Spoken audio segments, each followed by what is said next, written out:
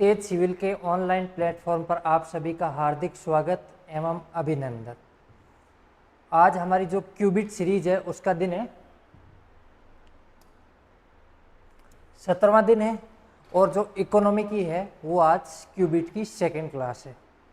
आज के इस सेशन के अंदर हम राजकोषीय नीति, मौद्रिक नीति, सब्सिडी, पीडीएस, ई कॉमर्स और इन्फ्लेशन जैसे टॉपिक जो हमारे प्री के सिलेबस में दिए हुए हैं उनके बारे में चर्चा करेंगे। मुझे लगता है कि हमारी पहली क्लास से आप लोगों को कुछ लाभ ज़रूर मिला होगा और हम ना केवल क्वेश्चन सॉल्व कराते हैं, इसके साथ में क्वेश्चन से संबंधित जो भी बेसिक इन्फॉर्मेशन है वो भी आपको उपलब्ध करवाते हैं। इससे मुझे लगता है आप लोगों की तैयारी को और ज़्यादा सहायता मिलेगी। तो शुरू करते हैं आज का हमारा पहला क्वेश्चन। हमारा जो पहला क्वेश्चन है वो है राजकोषीय नीति नियंत्रित होती है, फिस्कल पॉलिसी का पूछा है। ऑप्शन है बैंक द्वारा, निवेशकों द्वारा, सरकार द्वारा और सुप्रीम कोर्ट द्वारा। तो हमारे सिलेबस के अंदर दो टॉपिक दिए हुए हैं, एक है राजकोषीय नीति और दूसरा है मौद्रिक नीति, मॉनेटरी पॉलिसी। तो दोनों के बारे में थोड़ी थोड़ी चर्चा कर लेते हैं। एक हो गया हमारी राजकोषीय, दूसरी कौन सी है? मॉनेटरी पॉलिसी, मौद्रिक नीति।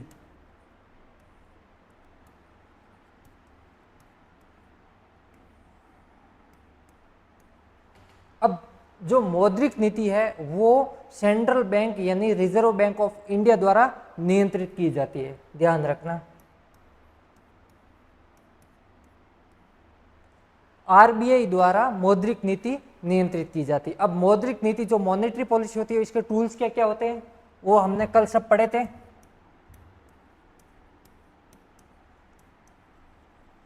Bank rate, SLR, CRR, MSF और एलएएफ के अंदर हम पढ़ते हैं आर और repo rate and reverse repo rate, ये हमने कल पढ़े थे। अब ये जो मौद्रिक नीति होती है इसमें होता क्या है? मौद्रिक नीति के अंतर्गत अगर मार्केट में मुद्रास्फीति यानी इन्फ्लेशन,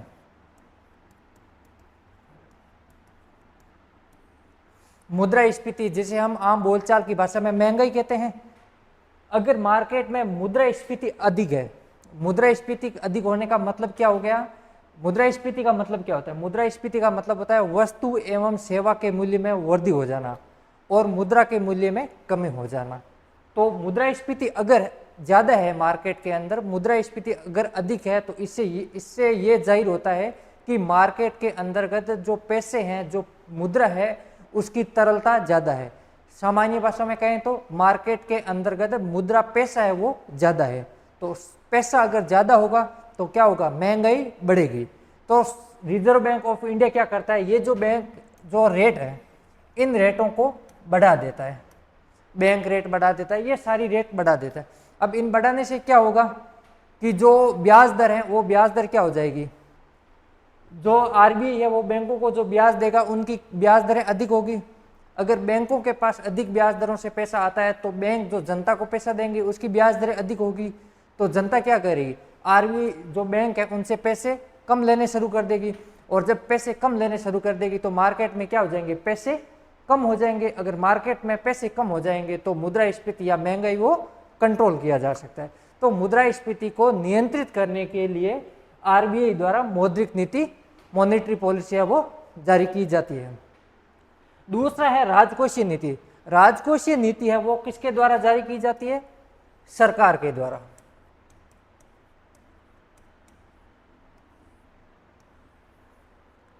राजकोषीय नीति है वो किसके द्वारा जारी की जाती है?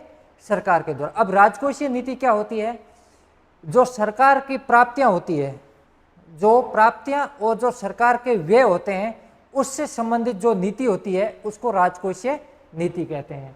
सरकार का जो व्यय और जो प्राप्ति होती है उससे संबंधित नीति कौन सी होती है? राजकोषीय नीति। मतलब सरकार ये बताते हैं कि हमारा पैसा है वो इस स्रोत से आएगा और यहाँ पर हम खर्च करेंगे। ठीक है, तो ये क्या हो गई? राजकोषीय नीति। और जो राजकोषीय नीति होती है वो सरकार हमेशा बजट के द्वारा अभिव्यक्त करती है। बजट में ये बताती है कि हमारे पास पैसा यहाँ से आएगा और पैसा हम यहाँ पर खर्च करेंगे। तो पहला क्वेश्चन हमारा हो गया, राजकोषीय नीति नियंत्रित होती है किसके द्वारा? गवर्नमेंट ऑफ इंडिया के द्वारा। और अगर मौद्रिक नीति पूछ ले तो उसका जवाब क्या हो जाएगा? रिजर्व बैंक ऑफ इंडिया के द्वारा। अगला क्वेश्चन,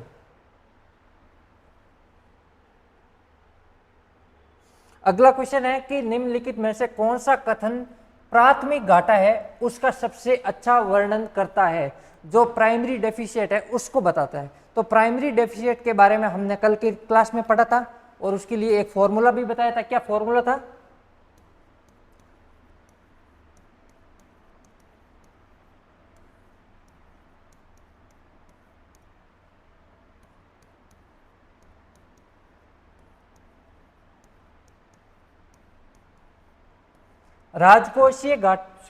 प्राथमिक घाटा बराबर होता है राजकोषीय घाटा माइनस ब्याज अदायगी। अगर राजकोषीय घाटे के अंदर हम ब्याज अदायगी को घटा देंगे तो जो घाटा बचेगा उसको क्या कहेंगे हम? प्राथमिक घाटा।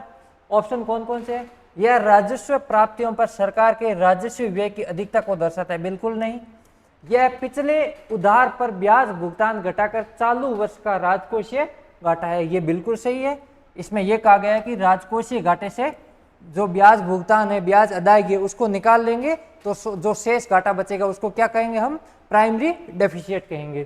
तो दूसरा क्वेश्चन भी हमारा। अब तीसरे क्वेश्चन पे जाते हैं।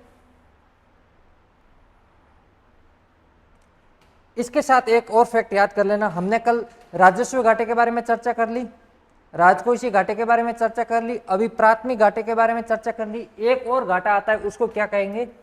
प्रभावी राजस्व घाटा। तो इसका भी अगर फॉर्मूला पूछे तो राजस्व घाटा है, इससे अगर हम पूंजीगत संपत्ति के निर्माण के लिए जो अनुदान है उसको निकाल देते हैं तो जो घाटा बचता है उसको क्या कहेंगे? प्रभावी राजस्व घाटा। तो प्रभावी राजस्व घाटा का फॉर्मूला क्या हो जाएगा? राजस्व घाटा माइनस पूंजीगत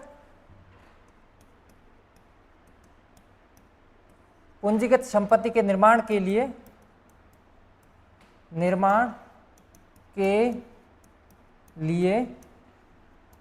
जो अनुदान दिया जाता है, जो ग्रांट दिया जाता है, उसको क्या कहेंगे हम? प्रभावी राजस्व घाटा। तो ये जो तीन चार फॉर्मूले हैं इनको आपको ढंग से याद करना है। हर बार आरपीएससी किसी न किसी एग्जाम में इन क्वेश्चनों को जरूर पूछती है, तो ध्यान रखना। अगला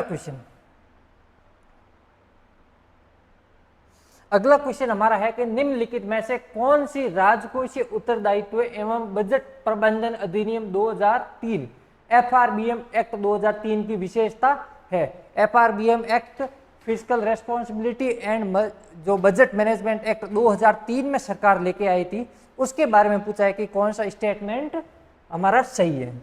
तो देखते हैं एफआरबीएम एक्ट क्या था।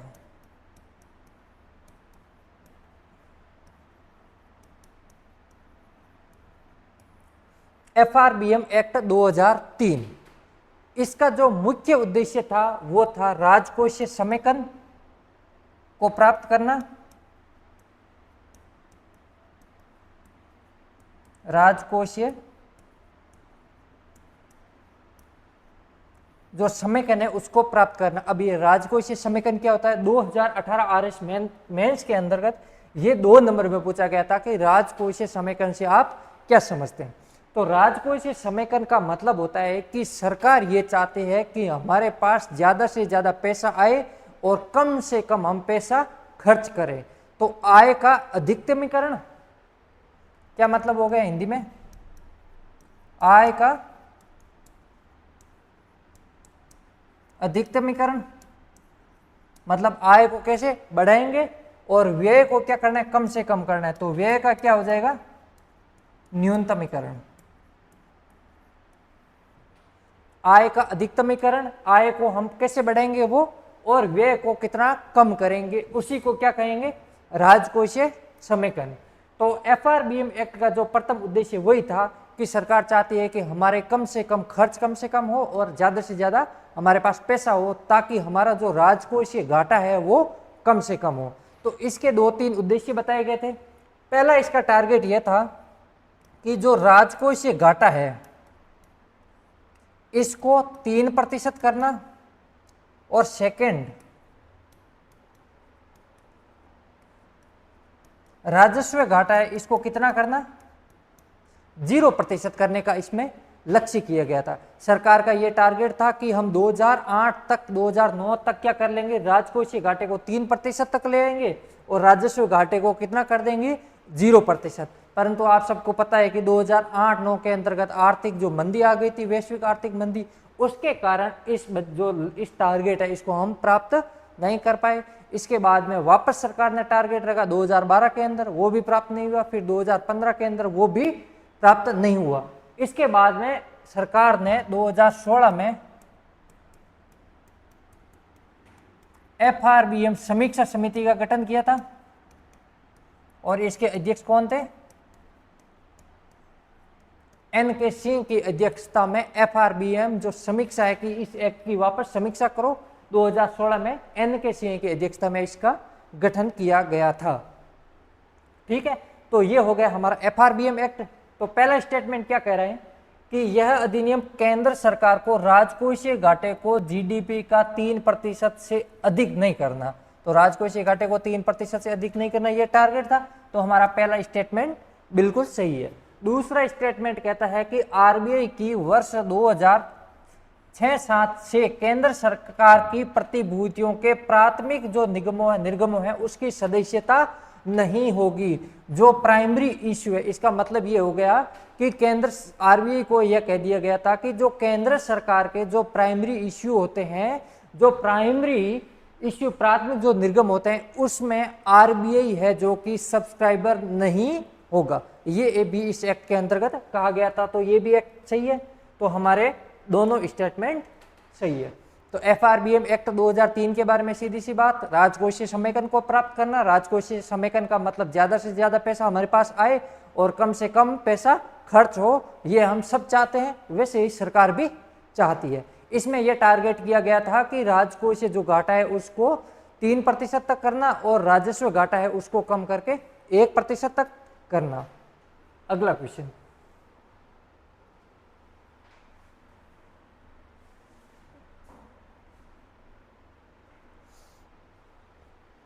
अगला क्वेश्चन है हमारा फिलिप कर्व। फिलिप वक्र का संबंध किससे है? महंगाई एवं बेरोजगारी, अगला है मुद्रास्फीति एवं सकल घरेलू उत्पाद, अविस्फीति एवं बेरोजगारी, और महंगाई एवं रोजगार। तो हमारा जो फिलिप वक्र है वो महंगाई एवं बेरोजगारी से संबंधित है। अब फिलिप जो कर्व है इसके अंतर्गत है क्या? जो फिलिप कर्व है इसमें यह बताया गया है कि एक सीमा तक मुद्रास्फीति एवं बेरोजगारी के बीच में नकारात्मक संबंध होता है। कैसे होता है समझते हैं। किसके बीच में? जो मुद्रास्फीति होती है, महंगाई, इनडायरेक्टली प्रोपोर्शनल टू किसके? बेरोजगारी के। इसका मतलब ये हो गया कि फिलिप सर ये कहना चाहते हैं कि अगर मुद्रास्फीति बढ़ेगी तो बेरोजगारी कम होगी, मुद्रास्फीति बढ़ेगी तो बेरोजगारी कम होगी, परंतु ये एक निश्चित सीमा तक ही होगी। उस सीमा के बाद ये कर्व है, ये जो मुद्रास्फीति बेरोजगारी का संबंध है ये नहीं रहेगा। कैसे इसको समझते हैं। इनका ये कहना है कि मुद्रास्फीति बढ़ेगी, मुद्रास्फीति बढ़ेगी मतलब मार्केट में पैसा ज्यादा होगा। तो मार्केट में जब पैसा ज्यादा होगा तो क्या करेंगे, लोगों के पास ज्यादा पैसा आएगा, लोगों के पास ज्यादा पैसा आएगा तो लोग क्या करेंगे, उसको इन्वेस्ट करेंगे। और जब लोग निवेश करेंगे तो निवेश करने के लिए, काम करने के लिए जो आम लोग हैं उनकी जरूरत पड़ेगी। तो क्या हो गया, लोगों को रोजगार मिलेगा। तो अगर रोजगार मिलेगा तो बेरोजगारी क्या हो जाएगी, कम हो जाएगी। तो मुद्रास्फीति बढ़ने से क्या हो जाएगी, बेरोजगारी कम हो जाएगी। तो ये है फिलिप वक्र किसके बीच में, मुद्रास्फीति एवं बेरोजगारी के बीच में। एक दो और वक्र है वो ध्यान रख लेना। एक होता है लोरेंज वक्र,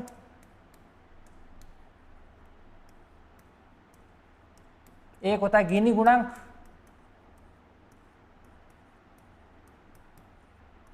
एक होता है फिलिप वक्र।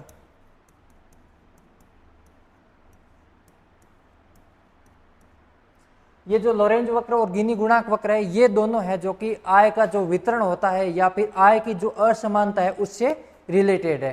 ठीक है, तो इनका अगर पूछे लोरेंज वक्र का या गिनी गुणांक का, तो क्या है इनका आय का जो असमान वितरण है उससे संबंधित है। और जो फिलिप वक्र, अगला क्वेश्चन,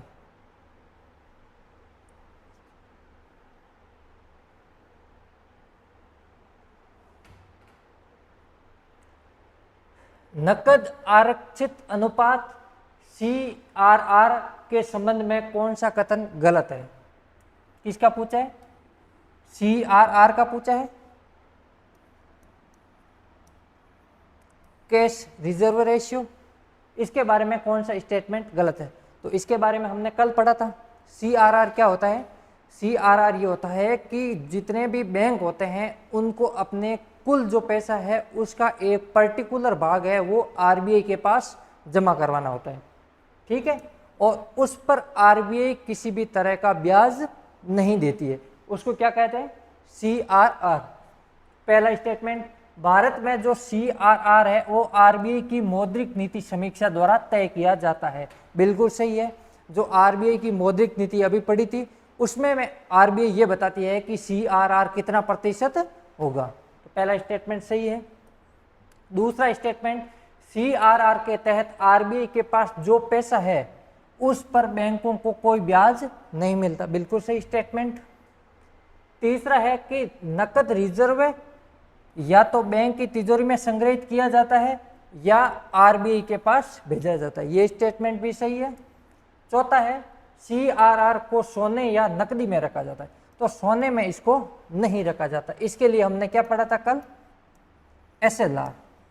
SLR में ये होता है कि सभी बैंक है उनको अपने कुल डिपॉजिट का एक फिक्स भाग है वो किस में है? जो सरकारी एसेट्स है उसमें या फिर गोल्ड है उसमें इन्वेस्ट करना होता है। तो हमारा चौथा स्टेटमेंट क्या हो गया? गलत हो गया। अगला क्वेश्चन,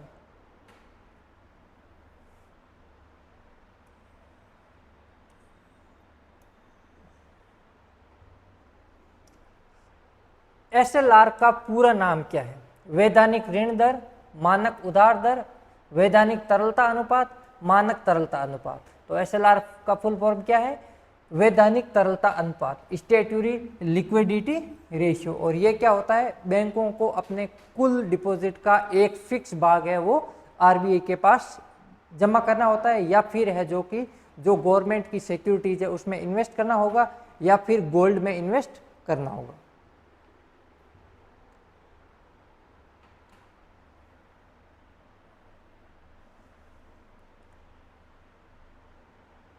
अगला क्वेश्चन, निम्नलिखित में से कौन सा धन का द्वितीय कार्य नहीं है? मूल्य संचय, मूल्य का माप, मूल्य का स्थानांतरण और अस्थगित भुगतान। अनुरूपित कौन सा इसमें द्वितीय कार्य नहीं है? तो जो मूल्य का माप होता है वो धन का द्वितीय कार्य नहीं है, ये धन का क्या है? प्राथमिक कार्य है। ठीक है, धन के प्राथमिक कार्य कौन कौन से हैं? तो एक है मूल्य का माप और एक विनिमय का माध्यम, ये प्राथमिक कार्य। और द्वितीय कार्य के अंतर्गत मूल्य का संचय, स्थानांतरण और अस्थगित भुगतान, ये द्वितीय कार्य है।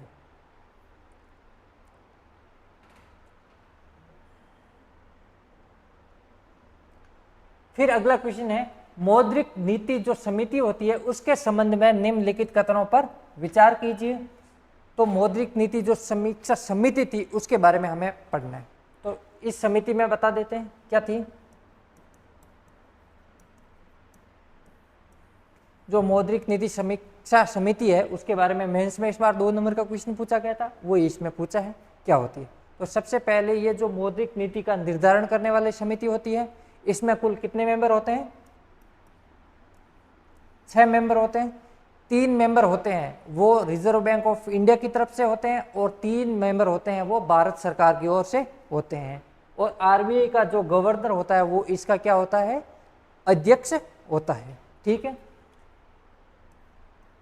इस समिति ने अगर कोई किसी भी विषय पर जैसे बैंक दर हो गई या कोई भी ब्याज दर हो उसका अगर डिसीजन लेना हो तो कम से कम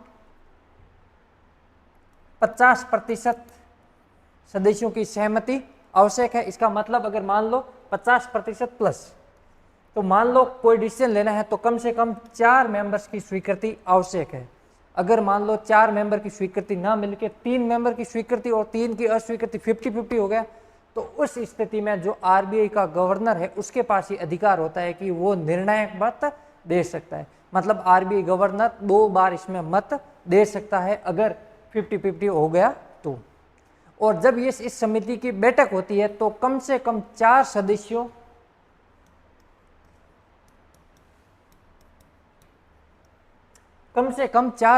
का वहां उपस्थित होना आवश्यक है। जो गणपूर्ति इसका जो कोरम है वो कितना है, 4% है। ठीक है, अब इसमें इस समिति की जो स्थापना है वो शुरू कौन सी की कमेटी थी, उसका नाम है उर्जित आर पटेल समिति। उर्जित आर पटेल समिति की सिफारिश पर यह समिति गठित की गई है। तो हमारे ऑप्शन देख लेते हैं। पहला, उर्जित आर पटेल समिति की सिफारिश पर आधारित है, बिल्कुल सही। इसमें कुल 5 सदस्य होते हैं, ये स्टेटमेंट में क्या हो गया, गलत। फिर है, इसकी बैठक के लिए कोरम में 3 सदस्यों का होना आवश्यक है, ये भी क्या हो गया, गलत। कितने सदस्य होने आवश्यक हैं, 4 सदस्य। मत बराबर होने की स्थिति में आरबीआई गवर्नर के पास निर्णायक वोट देने का अधिकार है, बिल्कुल सही। तो ये 2 स्टेटमेंट सही हो गए। पहला और चौथा स्टेटमेंट सही पूछा है, तो पहला और चौथा 3 हमारा आंसर हो गया।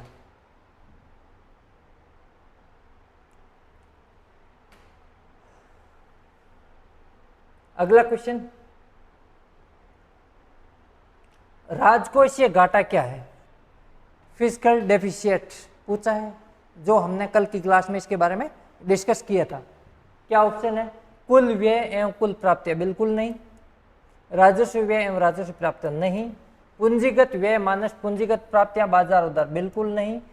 बजट घाटे एवं सरकार के द्वारा ली गई एवं उधारी एवं देनदारी, ये क्या हो गया, राजकोषीय घाटा। राजकोषीय घाटे का मतलब होता है एक वित्तीय वर्ष, एक जो फाइनेंशियल ईयर होता है उसके द्वारा उसमें सरकार ने जितना भी ऋण लिया है, जो देयताएं ली है, उनको क्या कहेंगे हम, राजकोषीय घाटा कहेंगे। तो राजकोषीय घाटे के बारे में कल 2-3 चीजें और पढ़ी थी।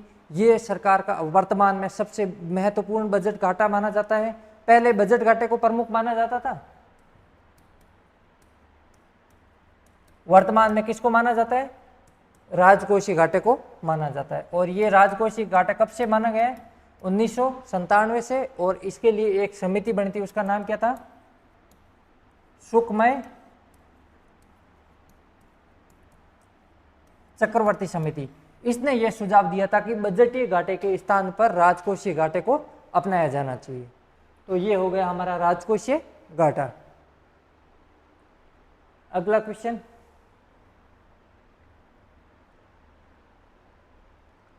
निम्नलिखित में से भारत में मुद्रास्फीति को नियंत्रित करके मूल्य स्थिरता बनाए रखने हेतु कौन जिम्मेदार है, राज्य सरकार, वित्त मंत्री, भारतीय रिजर्व बैंक और सेबी। बिल्कुल सीधा सा क्वेश्चन। जो reserve bank of India RBI है वो मुद्रास्फीति को नियंत्रित करने के लिए जिम्मेदार होती है। हमने पहले पढ़ा था अभी मौद्रिक नीति। मौद्रिक नीति कौन जारी करता है, कौन नियंत्रित करता है, RBI, reserve bank of India. तो रिजर्व बैंक ऑफ इंडिया है वो मौद्रिक नीति के द्वारा मुद्रास्फीति को नियंत्रित करता है, जिसमें बैंक रेट, एसएलआर, सीआरआर और रेपो रेट और रिवर्स रेपो रेट जैसे तत्व शामिल होते हैं। तो सीधा सा क्वेश्चन ये हमने डिस्कस पहले कर लिया है।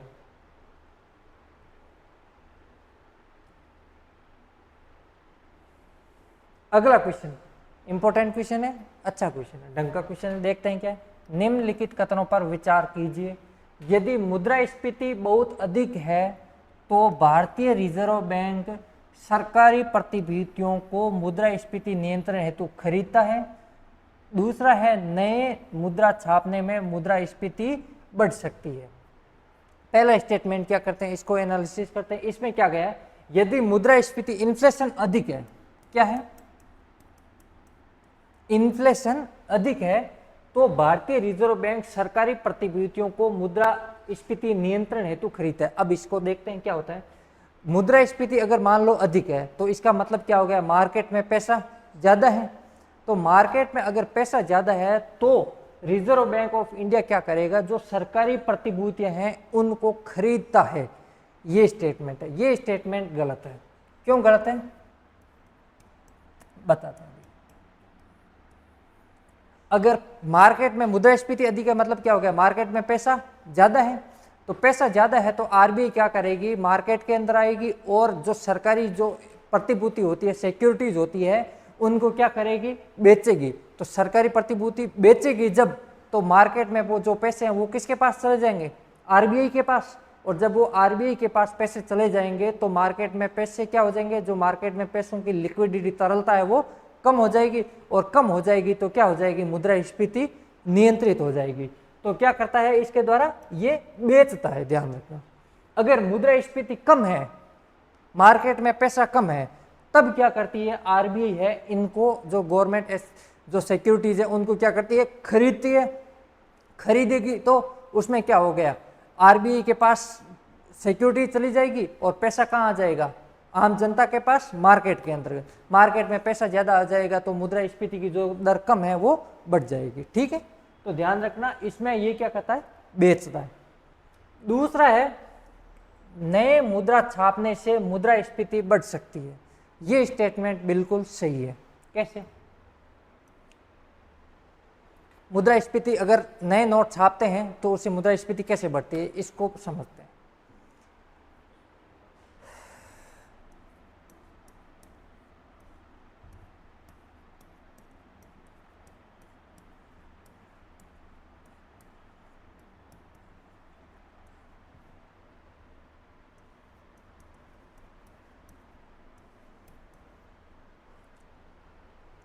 अगर आरबीआई नए नोट छापती है, इससे मुद्रास्फीति इस प्रकार बढ़ेगी कि नए नोट तो मार्केट में खूब सारे आ गए, नए नोट ज़्यादा आ गए, परंतु उसकी तुलना में जो उत्पादन है वो उत्पादन ज़्यादा नहीं हो रहा है। सिर्फ क्या हो गया, नए नोट ज़्यादा है, उत्पादन नहीं बढ़ा है। तो उससे क्या हो जाएगा, अगर उत्पादन नहीं बढ़ा है मतलब मार्केट में चीज़ें कम हैं और लोगों के पास ज़्यादा पैसा है, तो ज़्यादा पैसा है तो क्या हो जाएगा, जो चीज़ वस्तु एवं सेवाएं हैं वो क्या हो जाएगी, महंगी हो जाएगी। एग्जाम्पल मान लो किसी के 10 लोग हैं, सभी के पास मान लो 1-1 लाख रुपए हैं और एक ही शॉप है, मान लो एक ही दुकान है, उस एक ही दुकान में मोबाइल मिलता है और मोबाइल भी कितने, मान लो 5 ही मोबाइल है। 10 लोग हैं, 5 ही मोबाइल वहाँ पर दुकान में अभी अवेलेबल है और 10 के 10 लोग चाहते हैं मोबाइल खरीदना चाहते हैं और इस मोबाइल की कीमत मान लो 80,000 है। सभी के पास कितना रुपए था, 1 लाख रुपए था, मोबाइल की कीमत 80,000, दुकान एक ही है और वहाँ पर 5 मोबाइल अवेलेबल है। अब क्या होगा, ये सभी लोग क्या करेंगे, इस मोबाइल की कीमत को बढ़ा देंगे। एक कहेगा कि नहीं मैं 85 दूंगा, दूसरा कहेगा मैं 90 दूंगा, तो अधिकतम इसकी कितनी कीमत जा सकती है, 1 लाख सकती। तो क्योंकि उत्पादन तो बढ़ा नहीं है और वस्तु एवं सेवाओं की कीमत क्या हो गई, बढ़ गई, तो जो चीज़ 80,000 में मिल रही थी वो अब कितने में मिलेगी, 1 लाख में। तो ये क्या हो गया, मुद्रास्फीति को बढ़ाएगा। तो नए नोट जब छापती है और उसकी तुलना में अगर उसके सापेक्ष है जो कि उत्पादन नहीं बढ़ता है, तो वो मुद्रास्फीति को जन्म देता है। इसका एग्जाम्पल हम देखते हैं जिम्बाब्वे में। जिम्बाब्वे में क्या होता है, जिम्बाब्वे की गवर्नमेंट ने ये सोचा कि हम गरीबी को समाप्त करने के लिए मार्केट में खूब सारे नोट जारी कर देते हैं। उन्होंने, क्योंकि बैंक तो उनके पास है, जैसे कुछ लोगों का तर्क है कि सरकार के पास ही अगर बैंक है, रिजर्व बैंक ऑफ इंडिया है, नोट छापने की मशीन है, तो खूब सारे नोट छाप दो, गरीबों में बांट दो, गरीबी समाप्त हो जाएगी। पर ऐसा नहीं होता। जिम्बाब्वे ने ये ट्राई किया था, फिर क्या हुआ, क्योंकि लोगों के पास खूब सारा पैसा आ गया और उसी के तुलना में जो प्रोडक्शन है, जो उत्पादन है वो बढ़ा नहीं। तो पहले जो मान लो 1 किलो चावल 100 रुपये में आता था, क्योंकि सब लोगों के पास खूब सारा पैसा, प्रोडक्शन उतना है नहीं, तो वो अब चावल 1 किलो कितने में आने लगे, 1000 रुपये में। तो क्या हो गया, मुद्रा के मूल्य में क्या हो गई, कमी हो गई। फिर ये जिम्बाब्वे की हालत ये हो गई कि वहाँ की मुद्रा है वो समाप्त हो गई, मुद्रा का मूल्य ही समाप्त हो गया। जैसे इसको हम समझते हैं, हमारे यहाँ इंडिया में पहले 25 पैसे और 50 पैसे हमारे यहाँ अस्तित्व में थे। हम 25 पैसे के अंदर या 50 पैसे में कुछ ना कुछ खरीद सकते थे। ठीक है, परंतु प्रेजेंट में ये अस्तित्व में नहीं है। क्यों नहीं है? क्योंकि इनका जो मूल्य है, मुद्रा का मूल्य है, वो समाप्त हो गया। अब इसमें कोई भी चीज है वो हम खरीद नहीं सकते, इसीलिए आरबीआई ने इसको बंद कर दिया। ठीक है, तो इसमें पहला स्टेटमेंट हम गलत हो गया और दूसरा क्या हो गया, सही। तो ये हमारा केवल 2 आंसर।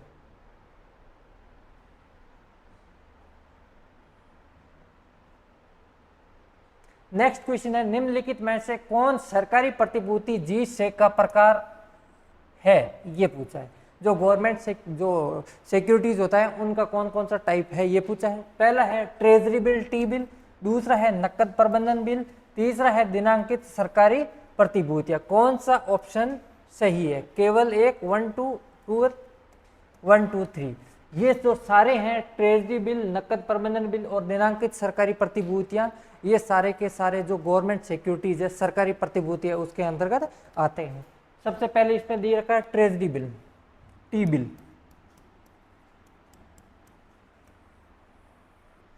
टी बिल के बारे में क्या है, पहले इसके बारे में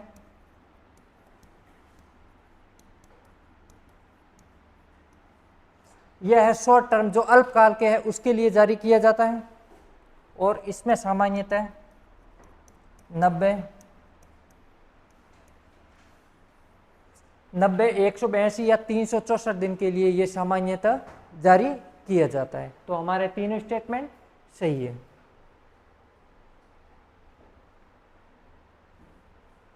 अगला क्वेश्चन, आधार प्रभाव बेस इफेक्ट के संदर्भ में निम्नलिखित कथनों पर विचार कीजिए। बेस इफेक्ट, आधार प्रभाव। अब ये आधार प्रभाव क्या होता है, इसको समझते हैं। पहला स्टेटमेंट दिया है कि यह किसी अवधि में मुद्रास्फीति के असामान्य रूप से उच्च या निम्न होने के स्तर के परिणाम स्वरूप हो सकता है। दूसरा है, यह आर्थिक वृद्धि एवं मुद्रास्फीति के बारे में सटीक जानकारी प्राप्त करता है। निम्नलिखित में से कौन सा स्टेटमेंट सही है? तो पहले ये समझते हैं कि ये जो आधार प्रभाव बेस इफेक्ट है ये क्या होता है। सबसे पहले इसको देखते हैं, इसको एक एग्जाम्पल से समझते हैं। मुद्रास्फीति से रिलेटेड टॉपिक है, अब इसको देखते हैं। मान लो 2022, 2023, 2024 जो मुद्रास्फीति की जो गणना होती है वो पिछले वर्ष से कंपैरिजन करके होती है। मान लो जनवरी 2023 के अंतर्गत किसी वस्तु की कीमत 100 रुपये थी और जनवरी 2024 के अंतर्गत इसकी कीमत अगर 110 रुपये हो गई, ठीक है, जनवरी 2023 में कितनी 100 और 2024 में कितनी 110 रुपये हो गई, तो महंगाई कितनी हो गई, कितने, ये 10 रुपये।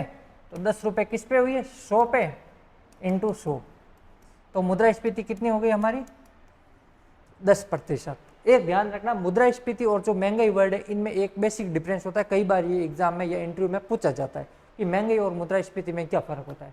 तो दो चीजें हम बता देते हैं।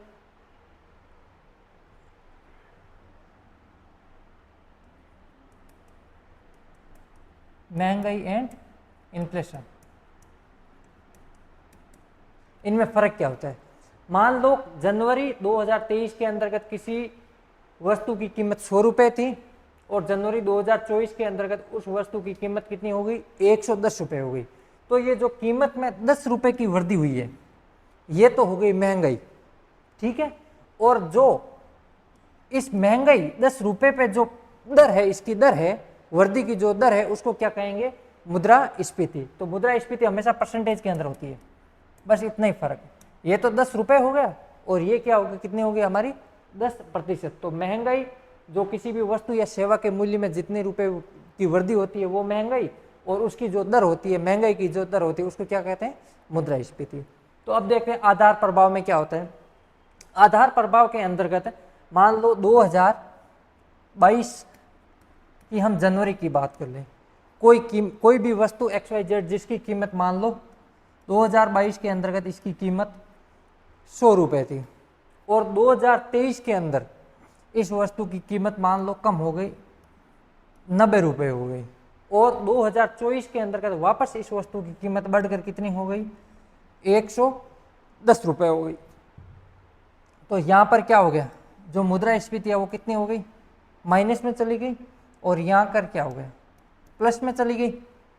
ठीक है, अब आधार वर्ष क्या होता है कि मान लो किसी वर्ष, क्योंकि तुलना हमेशा पिछले वर्ष से होती है, तो 2024 और 23 की अब तुलना करेंगे तो 2023 में क्या हो गया, वस्तु या सेवा की कीमत कम थी, और अगले वर्ष अगले वर्ष क्या हो जाएगा, इस वस्तु एवं सेवा की कीमत बहुत ज़्यादा दिखेगी कि भाई यहाँ से डायरेक्ट 20 रुपये एक साल में बढ़ गए, पर एक्चुअल में ये नहीं बढ़े, क्योंकि 2022 के अंतर्गत 100 रुपये था, 2022 से देखें तो सिर्फ 10 रुपये इसकी कीमत बढ़ी है। तो अगर मान लो पिछले साल किसी भी वस्तु या सेवा की कीमत अगर कम हो रही है तो अत्यधिक मुद्रास्फीति दिखेगी। ये देख लो यहाँ पर अत्यधिक मुद्रास्फीति दिख रही है, क्या सर 2023 में तो 90 रुपये, 2024 में बढ़कर अचानक 110 रुपये हो गई। ठीक है, तो ये मुद्रास्फीति की कीमत है, ज़्यादा दिखेगी। और वहीं मान लो यहाँ पर 110 रुपये 2022 में थी, यहाँ पर 120 रुपये हो गई, और ये 100 रुपये 2023 के अंदर उसकी कीमत बढ़ के 120 रुपये हो गई, और 2024 में मान लो ये 80 रुपये हो गई। ठीक है, तो ये क्या हो गया, जो मुद्रास्फीति है उसका क्या हो जाएगा, निम्न स्तर हो जाएगा कि यहाँ इससे कितने रुपए कम हो गई, महंगाई 40 रुपये कम हो गई, परंतु अगर 2022 से कंपैरिजन करें तो सिर्फ 20 रुपये कम हुई है। ठीक है, तो मुद्रा जो आधार प्रभाव है इसमें यह होता है कि मुद्रास्फीति की जो तुलना की जाती है, गणना की जाती है, वो पिछले वर्ष के सेम माह से की जाती है। अगर पिछले वर्ष जो मुद्रास्फीति है वो अगर अधिक रही है, ठीक है, तो इसमें क्या दिखेगा कि जो नेक्स्ट ईयर या प्रेजेंट ईयर जिसमें हम माप कर रहे हैं वो महंगाई कम दिखाएगा, और पिछले वर्ष अगर मुद्रास्फीति कम रही है तो अगले वर्ष क्या दिखेगी, ज्यादा मुद्रास्फीति दिखेगी। तो पहला स्टेटमेंट क्या है हमारा कि किसी अवधि के मुद्रास्फीति के असामान्य रूप से उच्च या निम्न होने के परिणामस्वरूप, बिल्कुल सही स्टेटमेंट। दूसरा है यह आर्थिक वृद्धि एवं मुद्रास्फीति के बारे में सटीक जानकारी प्रदान करता है। तो ये सब सटीक जानकारी प्रदान नहीं करता है, क्योंकि यहां पर 120 और यहां पर 80%, इसको सटीक जानकारी इससे प्राप्त बिल्कुल नहीं होती, क्योंकि आधार वर्ष किसी वर्ष मान लो कृषि उत्पादन में कमी हो गई या फिर कोई आपातकालीन स्थिति हो गई, जैसे कोरोना हो गया, तो उस समय क्या हो गया था, ये उत्पादन है जो कि प्रोडक्शन बिल्कुल कम हो गया था, तो ये जो आर्थिक वृद्धि है उसके बारे में सटीक जानकारी नहीं देता। ठीक है, तो हमारा दूसरा स्टेटमेंट क्या गलत हो गया, तो कौन सा सही है, तो केवल एक सही है। अगला क्वेश्चन, भारत में मुद्रास्फीति के संदर्भ में निम्नलिखित में से कौन सा कथन सही है।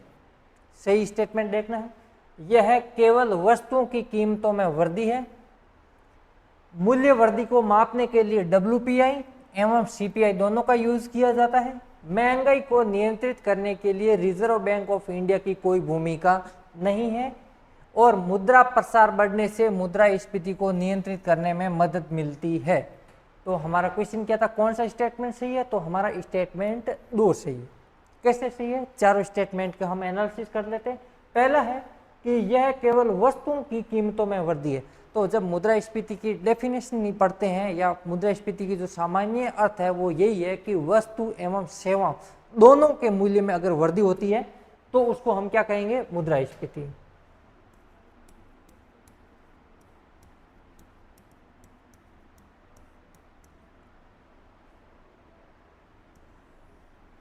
ठीक है, वस्तु एवं सेवा दोनों के मूल्य में अगर वृद्धि होती है तो वो मुद्रास्फीति है। वस्तु के मूल्य में वृद्धि कैसे, मान लो 2023 के अंदर, जनवरी 2023 के अंदर चावल 100 रुपये के लिए मिल रहा था और अभी उसकी कीमत 120 रुपये हो गई, तो ये क्या हो गई, वस्तु के मूल्य में वृद्धि हो गई। सेवा के मूल्य में वृद्धि कैसे, जैसे थोड़े टाइम पहले जो भारत के मोबाइल कंपनियां हैं जैसे रिलायंस, जियो, एयरटेल, इन्होंने अपने जो टैरिफ दरें हैं उनको बढ़ा दी, तो ये क्या होगी, सेवाओं के मूल्य में वृद्धि हो गई।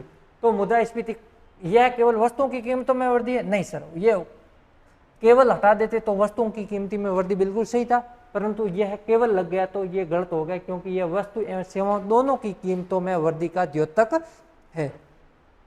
सेकेंड स्टेटमेंट है, मूल्य वृद्धि को मापने के लिए WPI एवं CPI का प्रयोग किया जाता है। जो थोक मूल्य सूचकांक है WPI होलसेल प्राइस इंडेक्स और CPI उपभोक्ता मूल्य सूचकांक जो कंज्यूमर प्राइस इंडेक्स है, उन दोनों का यूज किया जाता है। तो बिल्कुल इन दोनों का यूज किया जाता है, परंतु प्रेजेंट में जो भारत में मूल्य जो मुद्रास्फीति का मुख्य सूचकांक है वो CPI है।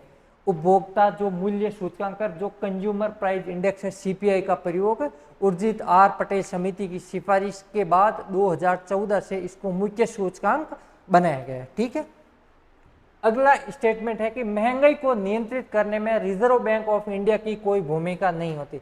ये स्टेटमेंट गलत है। क्यों? अभी हमने पढ़ा कि मुद्रास्फीति को कम करने के लिए RBI द्वारा मौद्रिक नीति का प्रयोग किया जाता है। तो ये स्टेटमेंट गलत हो गया, भूमिका RBI की बिल्कुल होती है।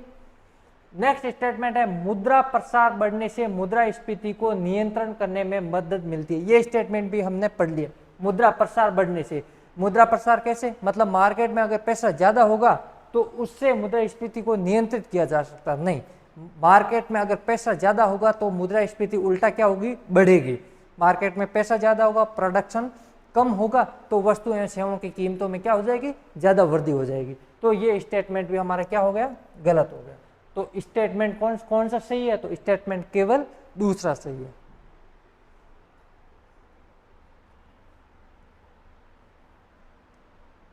अगला क्वेश्चन, निम्नलिखित में से कौन सा मुद्रास्फीति दर में गिरावट का निश्चित हितार्थक है? कौन सा जो इम्प्लीकेट वो करता है मुद्रास्फीति दर में गिरावट? ध्यान रखना, ये क्या कर रहा है? जो मुद्रास्फीति की जो नकारात्मक दर है उसके बारे में बात कर रहा है कि मुद्रास्फीति कम हो गई, इसके बारे में। तो कौन सा नियतांक है? तो पहला है कीमतों में वृद्धि होना, दूसरा कीमतों में कमी होना, तीसरा है ऋणदाताओं को लाभ मिलता है। तीनों स्टेटमेंट के बारे में पढ़ते हैं।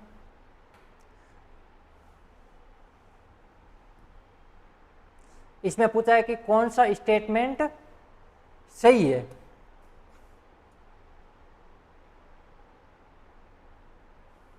तो इसको हम समझते हैं।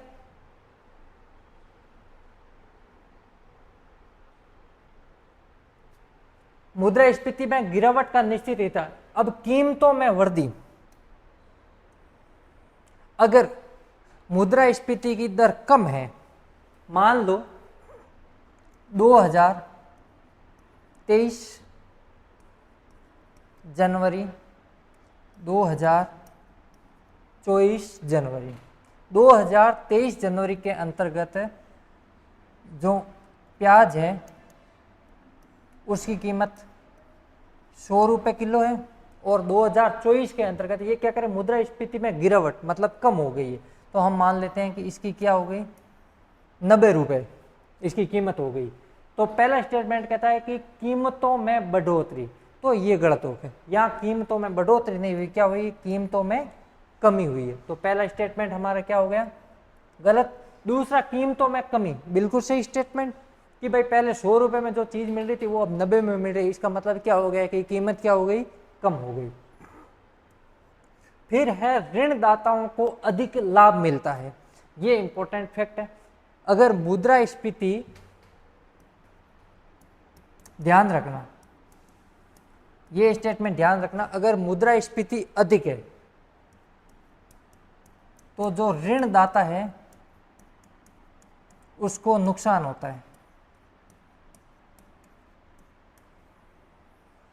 ये इंपॉर्टेंट फैक्ट ध्यान रखना कि अगर मुद्रास्फीति अधिक है तो ऋणदाता, जो ऋण देने वाला है, उसको नुकसान होता है, और अगर मुद्रास्फीति की दर कम है तो ऋण देने वाले को फायदा होता है। कैसे समझते हैं? अब ये कहता है कि मुद्रास्फीति अधिक है, मान लो मार्केट में मुद्रास्फीति अधिक है, मतलब मार्केट में पैसा बहुत ज्यादा है, तो ऋणदाता जो ऋण देने वाला उसको नुकसान कैसे होगा? मार्केट में वैसे ही ऑलरेडी खूब सारा पैसा है, इसका मतलब क्या हो गया? जो जनता के पास ऑलरेडी पैसा है तो वो बैंक से कम पैसे में उनको अवेलेबल है जो पैसा हो जाएगा। बैंक है जो कि अपनी ब्याज दरें कम कर लेगी, तो बैंक ब्याज दरें कम होगी तो लोगों के पास वैसे ही ऑलरेडी पैसा है, तो क्या हो गया? बैंकों की ब्याज दर भी कम।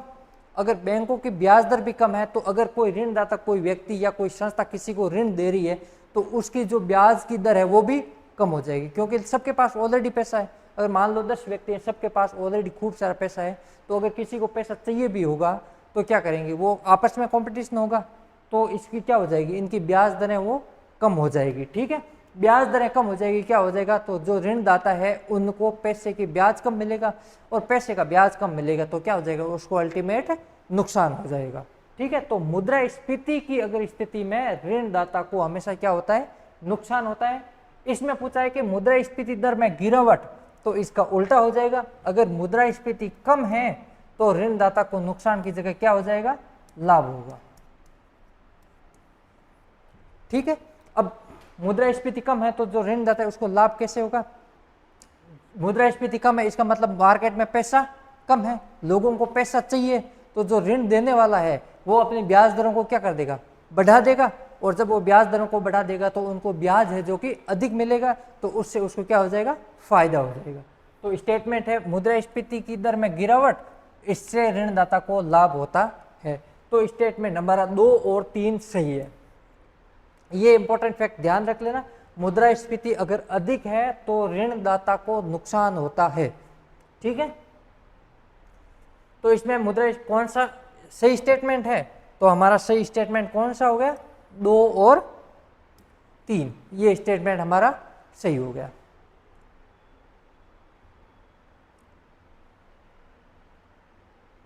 अगला क्वेश्चन, भारत में मुद्रास्फीति की दर किस आधार पर मापी जाती है, WPI, CPI, औद्योगिक वस्तुओं का मूल्य सूचकांक और राष्ट्रीय आय अविस्फीति कारक। ठीक है, मुद्रास्फीति की दर है वो किस आधार पर मापी जाती है। ठीक है, तो ये देखो,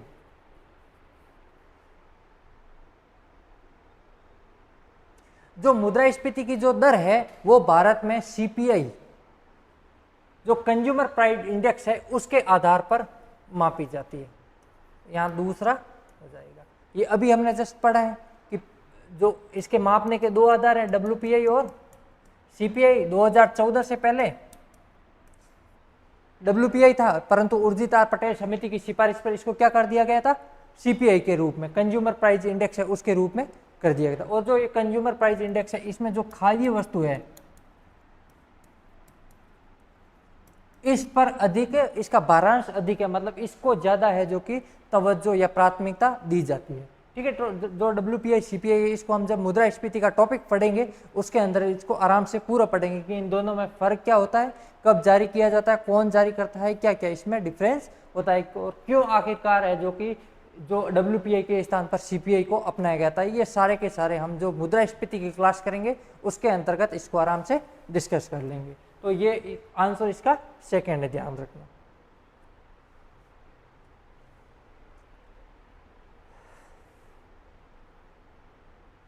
अगला है जो स्क्यूफ्लेशन है वो क्या होता है, स्क्यूफ्लेशन।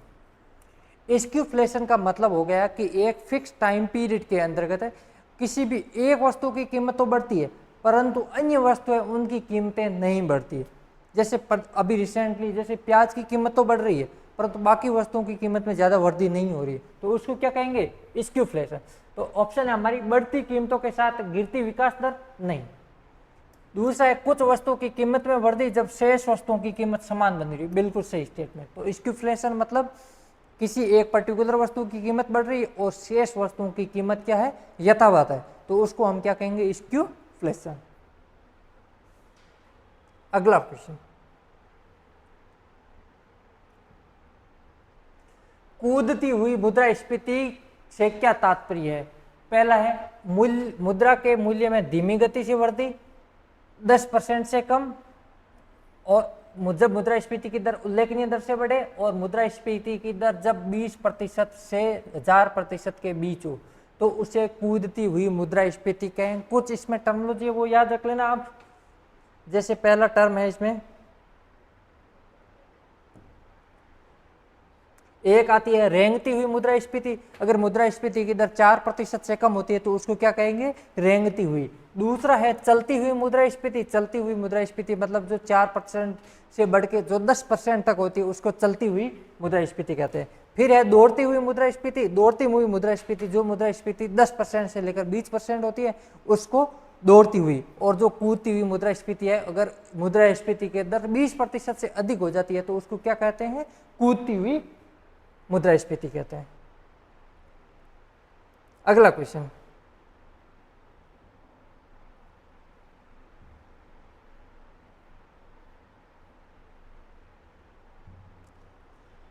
गलत मिलान पहचाने, identify the incorrect match. Incorrect match कौन कौन से हैं वो देखते हैं। पहला है अपस्फीति यानी डिफ्लेशन। डिफ्लेशन क्या होता है, एक निश्चित अवधि में कीमत स्तर से सामान्य गिरावट। दूसरा है अविस्फीति, रिफ्लेशन और मुद्रास्फीति। ये जो चार फैक्ट हैं इनकी परिभाषा पूछी है और गलत मिलान हमारा पूछा है, तो इसका गलत मिलान हमारा दूसरा हो जाएगा। कैसे, अभी देखते हैं। पहला हम पढ़ते हैं मुद्रास्फीति क्या होती है। तो मुद्रास्फीति क्या होती है, वस्तु एवं सेवाओं की कीमतों में वृद्धि होना मुद्रास्फीति। तो ये स्टेटमेंट बिल्कुल सही। दूसरा ये रिफ्लेशन। रिफ्लेशन क्या होती है कि मार्केट में अगर आर्थिक मंदी की स्थिति है, ठीक है, मंदी की स्थिति। मंदी की स्थिति का मतलब क्या हो गया, मार्केट में जो पैसा है उसका प्रवाह कम है, मार्केट में पैसा है ही नहीं, ठीक है, मार्केट में पैसा नहीं है। तो क्या हो गया, मुद्रा की अनुपलब्धता या मुद्रा कम उपलब्ध है। तो क्या करती है सरकार और आरबीआई के द्वारा मार्केट में अतिरिक्त पैसा प्रवाह किया जाता है। अतिरिक्त पैसा कैसे, जैसे टैक्स है उसको कम कर देंगे, लोगों को ज़्यादा सब्सिडी दे देंगे, तो लोगों के पास क्या हो जाएगा, ज़्यादा पैसा हो जाएगा। तो जो रिफ्लेशन है इसका मतलब क्या हो गया कि मंदी की स्थिति में सरकार है जो कि व्यापार चक्र को बनाए रखने के लिए और डिमांड जो मांग है उसको बनाए रखने के लिए क्या करती है, पैसों का प्रवाह मार्केट में करती है, उसको क्या कहेंगे, रिफ्लेशन। तो व्यापार चक्र में गिरावट से उबरने के लिए धन की आपूर्ति बढ़ाकर या करों को कम करके अर्थव्यवस्था को प्रोत्साहित किया जाता है, उसको क्या कहेंगे हम, रिफ्लेशन। अब अगला इसमें एक दो टर्म आती है। पहली है अपस्फीति। अपस्फीति मतलब यानी डिफ्लेशन। डिफ्लेशन का मतलब क्या हो गया, जो इन्फ्लेशन है उसका जस्ट उल्टा क्या हो गया, डिफ्लेशन। मतलब वस्तु एवं सेवाओं के मूल्य में क्या हो गई, कमी होना। वस्तु एवं सेवाओं के मूल्य में क्या हो जाना, गिरावट हो जाना, उसको क्या कहते हैं हम, डिफ्लेशन कहते हैं। तो एक निश्चित अवधि में कीमत स्तर से सामान्य जो गिरावट होती है यानी वस्तु एवं सेवाओं के मूल्य में जो कमी होती है उसको क्या कहते हैं, अपस्फीति या डिफ्लेशन। जो इंग्लिश वर्ड है इनको ध्यान रखना, क्योंकि ये अपस्फीति अविस्फीति एक जैसे वर्ड है, तो यहाँ ये ध्यान रखना। इन्फ्लेशन इसका जस्ट उल्टा क्या हो जाएगा, डिफ्लेशन। अगला कहता है अविस्फीति यानी डिसइन्फ्लेशन। तो डिसइन्फ्लेशन क्या होता है हमारे, ये देखते हैं हम। डिसइन्फ्लेशन यानी वस्तु एवं सेवाओं की कीमतों में कमी, ये गलत है। डिसइन्फ्लेशन है इसका मतलब हो गया कि वस्तु एवं सेवाओं के मूल्य में तो वृद्धि हो रही है परंतु जो मुद्रास्फीति की जो दर है वो कम हो रही। कैसे समझते हैं, डिसइन्फ्लेशन के अंतर्गत मुद्रास्फीति की दर में कमी, लेकिन जो वस्तु एवं सेवाएं हैं उसके मूल्य में वृद्धि होती है। ये कैसे हो सकता है, अभी देखते हैं, एग्जाम्पल से समझते हैं इसको।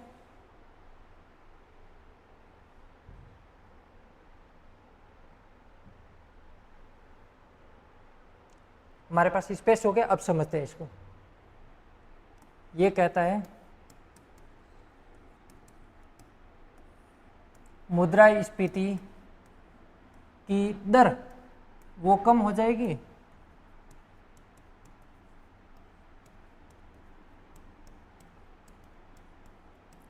परंतु वस्तु एवं सेवाओं के मूल्य में वृद्धि होगी। कैसे, इसको समझते हैं।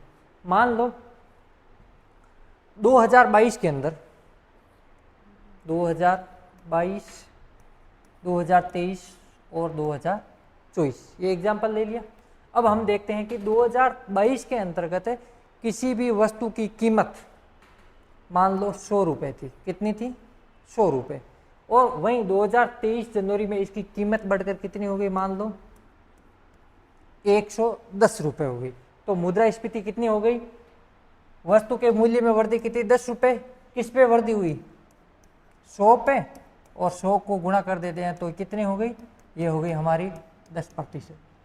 तो 2022 से 2023 के अंतर्गत मुद्रास्फीति कितनी है, 10%। ठीक है। मान लो 2024 के अंतर्गत इस वस्तु की कीमत बढ़कर कितनी हो गई, 115 रुपये। तो यहाँ कितने रुपए बढ़े, 5 रुपए बढ़े, ये 10 रुपए, यहां पर 5 रुपए की वृद्धि हुई। अब इसकी मुद्रास्फीति याद करते हैं, वृद्धि कितनी, वृद्धि हमारी हुई 5 रुपए की, वृद्धि किस पे हुई, 110 पर गुणा 100, तो ये कितना हो गया 50/11, 1144.55, लगभग 4.5%। तो इस पर कितने मुद्रास्फीति, कितनी मुद्रास्फीति की दर 4.5%। अब इस स्टेटमेंट को देखते हैं, मुद्रास्फीति की दर कम हो रही है।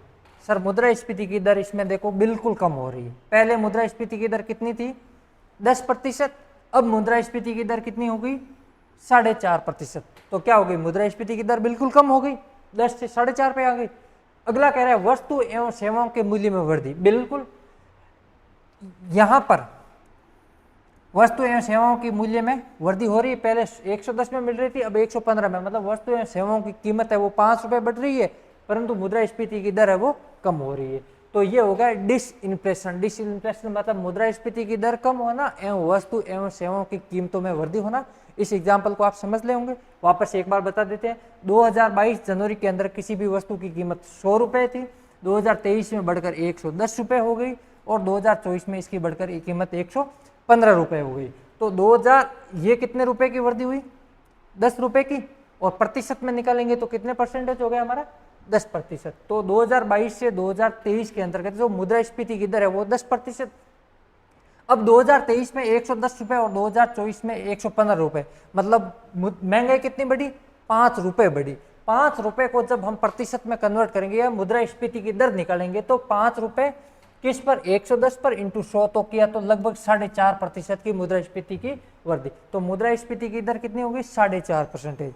तो इससे हमें क्या पता चल रहा है कि मुद्रास्फीति की दर तो सर कम हो रही है, बिल्कुल 10 से 4.5 पे आ गई, परंतु वस्तु एवं सेवाओं की जो कीमत है, कीमत बिल्कुल बढ़ रही है। पहले 110 थी, अब 115 रुपए हो गई, तो कीमत में 5 रुपए की वृद्धि हो गई। तो डिसइन्फ्लेशन का मतलब हो गया कि मुद्रास्फीति की दर कम हो जाती है, परंतु वस्तु एवं सेवाओं की जो कीमत है उसमें वृद्धि हो जाती है।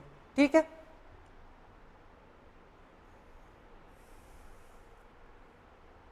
अगला क्वेश्चन, मुद्रास्फीति जो अंतर गैप है, इन्फ्लेशन गैप, उसके संबंध में निम्नलिखित में से कौन सा स्टेटमेंट सही है। देखना है, यह तब होता है जब रोजगार हेतु मांग आपूर्ति से अधिक हो जाती है, यह रोजगार एवं आर्थिक गतिविधियों में वृद्धि का संकेत करता है। कौन सा स्टेटमेंट सही है, तो हमारे दोनों स्टेटमेंट सही है। ये जो मुद्रास्फीति गैप, मुद्रास्फीति अंतर होता है, ये क्या होता है देख लेते हैं इसको। मुद्रास्फीति जो अंतर की अवधारणा है उसके अंतर्गत एक सिंपल सा फंडा है कि इसमें मांग अधिक हो जाती है और आपूर्ति क्या हो जाती है, कम हो जाती है। जो मुद्रास्फीति अंतर है मतलब मांग का बढ़ना और आपूर्ति का कम होना। मान लो किसी वित्तीय वर्ष के अंतर्गत हमें लगा कि इस वित्तीय वर्ष में जो मांग होगी जो 10,000 करोड़ रुपए होगी, परंतु लोगों के पास अगर रोजगार है, उस देश की आर्थिक स्थिति सुदृढ़ है, तो क्या होगा, रोजगार अधिक होगा, आर्थिक स्थिति अधिक होगी, तो लोगों के पास पैसा ज्यादा होगा, और जब लोगों के पास पैसा ज्यादा होगा तो वो डिमांड ज्यादा करेंगे। तो मान लो हमें लगता था, हमने अनुमान क्या लगाया था कि 10,000 रुपए की मांग होगी, परंतु लोगों के पास रोजगार अधिक है, आर्थिक स्थिति देश की अच्छी है, तो क्या हो गया, डिमांड बढ़कर कितनी हो गई 12,000 करोड़ रुपए। तो ये जो गैप है, इस गैप को क्या कहा जाता है, मुद्रास्फीति अंतर कहा जाता है। तो पहला स्टेटमेंट क्या होता है, जब रोजगार भी होता है और मांग है जो कि आपूर्ति से अधिक हो जाती है, बिल्कुल मांग अधिक होगी और रोजगार, बिल्कुल लोगों के पास जब रोजगार होता है तब ये स्थिति होती है। दूसरा है, यह रोजगार एवं आर्थिक गतिविधियों में वृद्धि का संकेत है, बिल्कुल इससे यह संकेत होता है कि लोगों के पास अधिक रोजगार है, देश में आर्थिक गतिविधियां सुदृढ़ है, इससे लोगों के पास क्या आ रहा है, पैसा आ रहा है, और जब लोगों के पास पैसा आ रहा है तो मार्केट में क्या होगी, डिमांड बढ़ेगी। ठीक है, इसका जस्ट उल्टा हो जाएगा वो अपन अगले क्वेश्चन में करते हैं, देखते हैं अगला क्वेश्चन क्या है। अगला क्वेश्चन हमारा है कि अपस्फीति गैप क्या होता है, ये सेम उसका जस्ट उल्टा, जो मुद्रास्फीति गैप है उसका क्या हो जाएगा, जस्ट उल्टा। इसमें क्या हो जाएगा, आपूर्ति क्या हो जाएगी, अधिक हो जाएगी और मांग क्या हो जाएगी, कम हो जाएगी।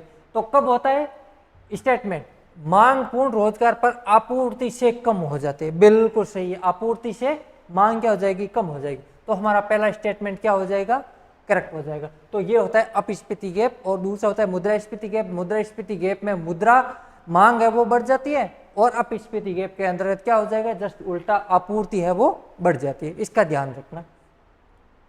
अगला क्वेश्चन हम देखते हैं भाई।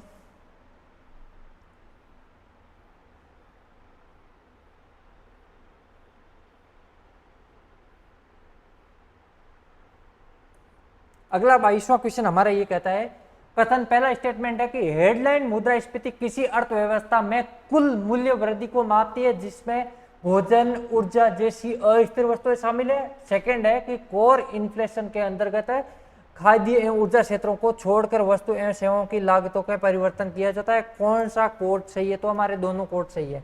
दो तरह की इन्फ्लेशन के बारे में बता रहा है, एक बता रहा है हेडलाइन और दूसरा बता रहा है कोर इन्फ्लेशन। सर हेडलाइन और कोर इन्फ्लेशन एक दूसरे के जस्ट थोड़ा सा इनमें डिफरेंस होता है, ये आरएस प्री के अंदर क्वेश्चन पूछा हुआ है, ठीक है। हेडलाइन मुद्रास्फीति में क्या होता है, जो मुद्रास्फीति है उसके अंतर्गत जितनी भी अस्थिर वस्तुएं हैं, अस्थिर मतलब जैसे खाद्य जो कच्चे तेल है उनकी कीमतों में वृद्धि हो गई, वो अस्थिर, कभी भी वृद्धि हो सकती है। मान लो मौसम मानसून अच्छा नहीं रहा तो क्या हो गया, कृषि उत्पादन में क्या हो गई, कमी हो गई, तो ये क्या हो गया, अस्थिर हो गई। परंतु इसमें जो हेडलाइन मुद्रास्फीति है इन दोनों को शामिल कर लिया जाता है। तो हेडलाइन मुद्रास्फीति में क्या होता है, मुद्रास्फीति के कारकों के अंतर्गत जो अस्थिर वस्तुएं हैं, अस्थिर फैक्टर है, जैसे कच्चे तेल की कीमतों में वृद्धि होना, कृषि उत्पादन में मान लो अचानक कमी आ जाना, ये फिर आपातकालीन कोई स्थिति या किसी बीमारी प्रकोप का फैल जाना, उस स्थिति को भी ये शामिल करता है, उसको क्या कहेंगे, हेडलाइन। दूसरा है कोर इन्फ्लेशन। जो कोर इन्फ्लेशन है इसका फॉर्मूला होता है जो मुद्रास्फीति माइनस जो अस्थिर कारक होते हैं। मतलब मुद्रास्फीति में से हम अगर जो अस्थिर कारक यानी अंतर्राष्ट्रीय बाजार में कच्चे तेल की कीमतों में वृद्धि, कृषि उत्पादन में कमी, अगर ये इन कारकों को घटा दें तो जो शेष मुद्रास्फीति बचती है उसको क्या कहेंगे, कोर इन्फ्लेशन। कोर इन्फ्लेशन मतलब इन्फ्लेशन माइनस अस्थिर जो फैक्टर है उनको। तो ये दोनों स्टेटमेंट, इसमें जो अस्थिर फैक्टर उसको शामिल किया जाता है और इसके अंतर्गत अस्थिर जो फैक्टर है इसको शामिल नहीं किया जाता है। तो हमारे दोनों स्टेटमेंट सही है। अगला क्वेश्चन, अगला क्वेश्चन हमारा सर एफसीआई से रिलेटेड है। एफसीआई खाद्य निगम एक्ट 1964 के तहत 1965 में स्थापित एक वैधानिक संगठन है। यह पीडीएस को खाद्य उपलब्ध करवाने वाली मुख्य एजेंसी है। इसमें से सही कोड को चुनना है, हमारे दोनों कोड सही है। FCI food corporation of India, इसकी स्थापना एक्ट के द्वारा 1965 के अंतर्गत की गई और एफसीआई है जो कि भारत में पीडीएस उपलब्ध करवाने वाली प्रमुख संस्था है। पीडीएस क्या है, अगले क्वेश्चनों में हम इसके बारे में डिस्कस करेंगे।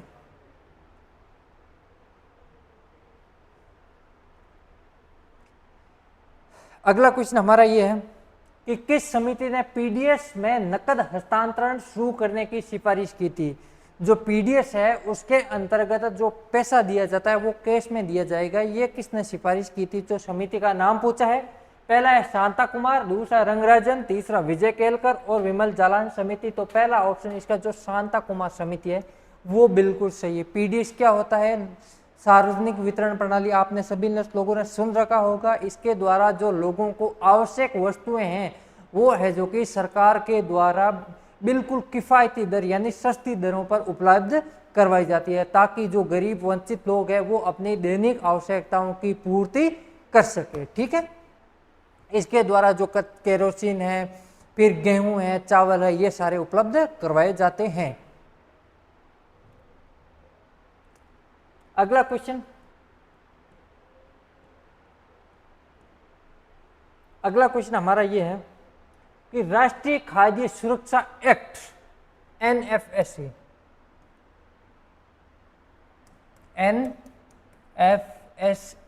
नेशनल फूड सिक्योरिटी एक्ट किस वर्ष लागू किया गया था। 2014, 2015, 2013 और 2017। तो हमारा जो फूड सिक्योरिटी एनएफएसए एक्ट है वो 2013 के अंदर लागू किया भाई साहब, ये ध्यान रख लेना, ठीक है। इसमें क्या किया गया था कि सरकार ने गरीब लोगों को लाभ पहुंचाने के लिए एक पहले योजना शुरू की गई थी अंत्योदय अन्न, जिसमें प्रति परिवार 25 केजी प्रति माह, 2 रुपये प्रति किलोग्राम गेहूं और 3 रुपये प्रति किलोग्राम चावल की अत्यधिक किफायती दर पर इसको प्रदान किया जाता था। और 2013 के अंतर्गत सरकार ने ये निर्णय लिया कि एक खाद्य सुरक्षा एक्ट लेके आए गए थे और इसके द्वारा जो 82 करोड़ आबादी है उसके लिए ये जो खाद्यान्न है वो उपलब्ध करवाया जाता है।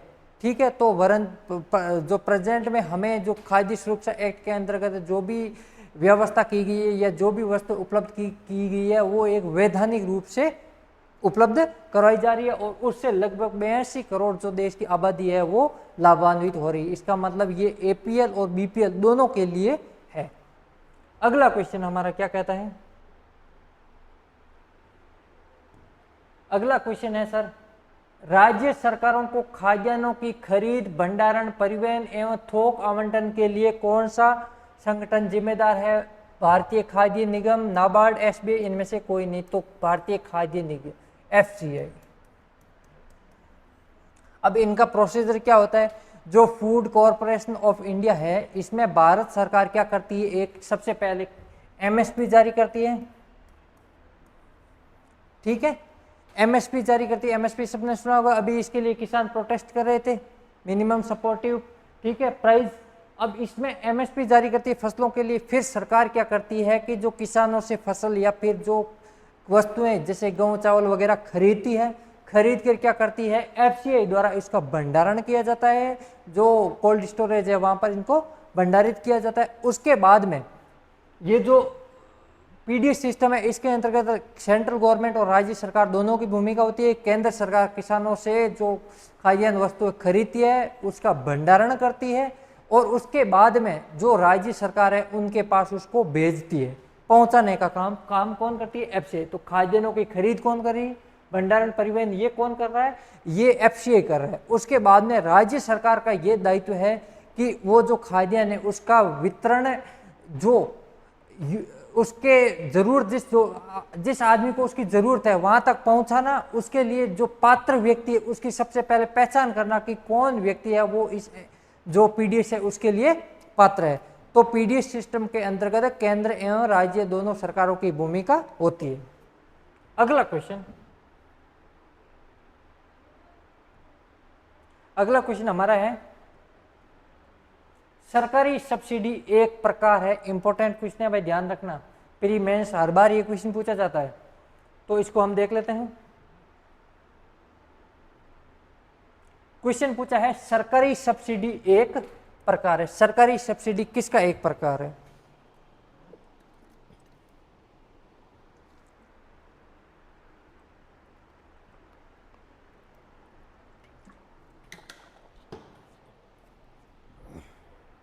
राजस्व व्यय, पूंजीगत व्यय, राजस्व प्राप्ति और पूंजीगत प्राप्ति। तो सर सरकारी सब्सिडी है वो एक राजस्व व्यय का प्रकार है। अभी देखते हैं राजस्व इन चारों में कौन कौन से आते हैं। सबसे पहले राजस्व प्राप्ति। तो राजस्व प्राप्ति के अंतर्गत क्या क्या चीजें आती हैं? जो कर प्राप्ति होती है और जो गैर कर प्राप्ति होती है, ये रही गैर कर प्राप्ति, वो राजस्व प्राप्तियों के अंतर्गत आती है। कर प्राप्तियों में जो डायरेक्ट टैक्स प्रत्यक्ष कर और जो इनडायरेक्ट टैक्स है वो, और गैर पर प्राप्तियों में क्या हो गया, सरकार कोई भी चीज अगर बेच रही है तो वो गैर पर प्राप्तियां हो जाएगी। सरकार किसी को जमीन किराए पर दे रही है तो वो गैर कर प्राप्ति हो जाएगी। इस बार मेंस का यही 2 नंबर का क्वेश्चन था कि केंद्र सरकार के गैर कर प्राप्तियों के स्रोत क्या क्या है। तो उसमें हमने देखा था कि जो पीएसयूज होते हैं हमारे, ठीक है, पीएसयूज जो पब्लिक सेक्टर के उद्योग होते हैं, इंडस्ट्री होती है बड़ी बड़ी, उनसे जो लाभांश मिलता है,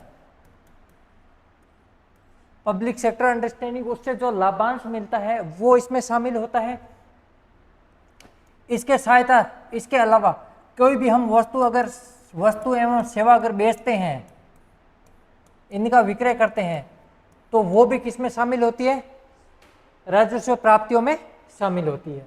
फिर अगला पॉइंट है पूंजीगत प्राप्तियां। तो सर पूंजीगत प्राप्तियां कौन कौन सी होती हैं? सरकार द्वारा लिया गया ऋण। सरकार ने अगर किसी अन्य देश से कोई ऋण लिया तो वो इसमें शामिल है। अगर सरकार ने विनिवेश किया है, विनिवेश किया मतलब सरकार कोई कोई भी इंडस्ट्री जिस सरकार के पास थी, वो सरकार ने इंडस्ट्री क्या कर दी, किसी भी निजी क्षेत्र को बेच दी, उसको क्या कहेंगे हम सामान्य भाषा में विनिवेश कर दिया। तो ये क्या हो गया, पूंजीगत प्राप्तियों में हमारा आता है। अगला है राजस्व व्यय। राजस्व व्यय के अंतर्गत कौन कौन से आते हैं, तो इसमें आते हैं लिए गए जो सरकार ने ऋण लिए उस पर ब्याज देना, जो सब्सिडी है वो आती है, इसके अलावा लोगों को जो वेतन दिया जाता है गवर्नमेंट सर्वेंट को, इसके अलावा जो गवर्नमेंट सर्वेंट के लोगों को जो पेंशन दी जाती है, जो बजटीय हमारा जो बजट जो रक्षा का खर्च होता है वो, और जो सरकारी क्रियाकलाप में जो खर्च होता है वो सारा का सारा किस में आ जाता है, राजस्व व्यय। इसके अंतर्गत राज्यों को सहायता जो अनुदान दी जाती है, वो हम किसी पड़ोसी देश को अगर जो अनुदान के रूप में सहायता करते हैं वो सारी की सारी किस में आ जाएगी, राजस्व व्यय के अंदर। ये एग्जाम्पल ध्यान रखना, क्वेश्चन एग्जाम में परीक्षा में ये अमूमन पूछा जाता है कि इनमें से कौन सा किस में आता है, ध्यान रखना, ठीक है।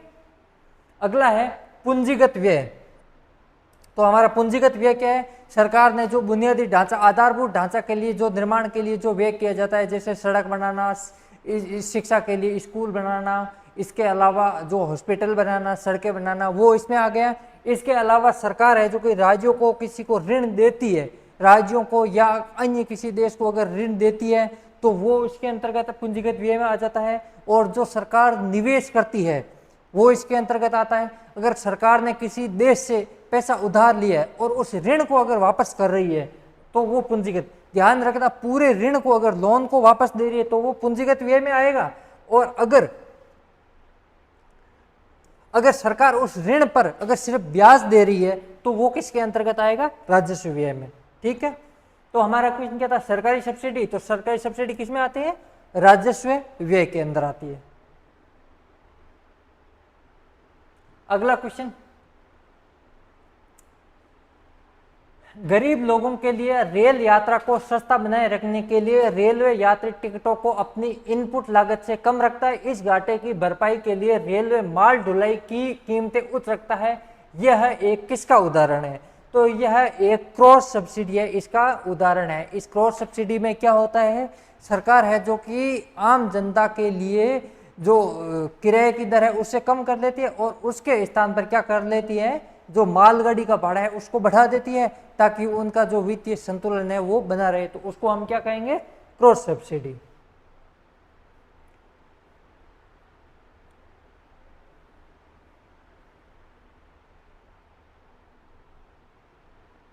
कल हमारा एक फैक्ट है उसमें करेक्शन कर लेना। कल का एक फैक्ट है कि नेशनल स्टॉक एक्सचेंज है उसका जो हेडक्वार्टर है वो मुंबई में है, ना कि दिल्ली में, ठीक है। अगला क्वेश्चन, भारत सरकार द्वारा उपयोग में लिए जाने वाला एमएसपी की गणना का सही सूत्र है। एमएसपी अभी जो चर्चा में बनी हुई थी उसके लिए किसानों ने दिल्ली में प्रोटेस्ट भी किया।